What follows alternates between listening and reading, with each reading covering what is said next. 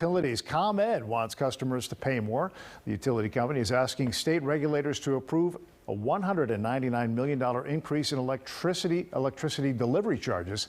If the rate hike is approved, the average residential electric bill would go up by $2.20 every month. And joining us now to talk about this is Abe Scar, the director of the Illinois Public Institute Public Interest Research Group. Abe, thanks for being with us here. It seems like a hard sell anytime you're talking about a rate hike, but for an energy giant at the heart of a bribery investigation, tell us what this money is for. Well, ComEd claims it's to modernize their grid. They need to make investments to maintain reliability and get ready for the grid of the future. The problem from my perspective is that's what they said 10 years ago, and they've spent almost $8 billion on their grid since then, which has led to these rate increases. And that spending really hasn't been subject to meaningful scrutiny because of the formula rate process that they won through their bribery scheme. And this is the tail end of the formula rate process. This is the last proposal that they'll have through there. And really, regulators have almost no say over it. This rate hike will be approved. If it's changed at all, it'll be very minuscule, and customers will see a rate hike next year. I mean, is it a coincidence that it's in the same amount almost to the penny of what the fine was that it was ordered to pay from this scandal investigation, the Madigan investigation? It's about $1.5 million off. I think that is just a coincidence, and it's ironic perhaps that it is so close to the fine that they were assessed. I wouldn't focus too much on that figure, just that the year-over-year increase that they're proposing this year.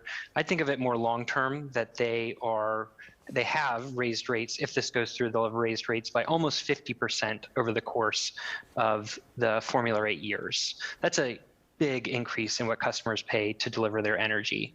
The other number I'd think about is what their profits will be based on this rate increase, and that'll be $825 million next year, much more than the $200 million fine. So this $200 million fine is really chump change for them. Not something that's meaningful in terms of a deterrent for future bad behavior. But you indicated that it seems like it's going to happen. This rate hike is going to go through. Given the historic inflation that this country is dealing with, why are you so sure that it's going to move forward?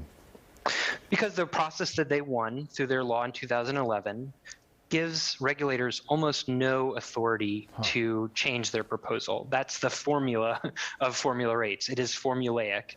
And the history over the last 10 years of this process has been that basically whatever they approve with maybe tiny changes around the edges gets approved. So if it's not exactly $199 million, it will be very close to that. I have to ask, does ComEd qualify for any infrastructure money through the Biden administration, or is this not applicable in any way for ComEd?